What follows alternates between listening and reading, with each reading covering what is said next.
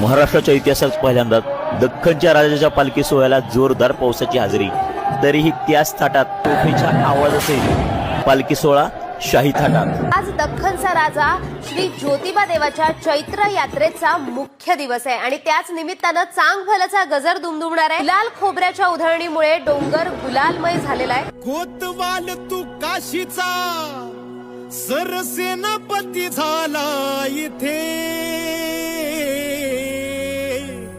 सरला अंधार भैरवा पाऊल तुझे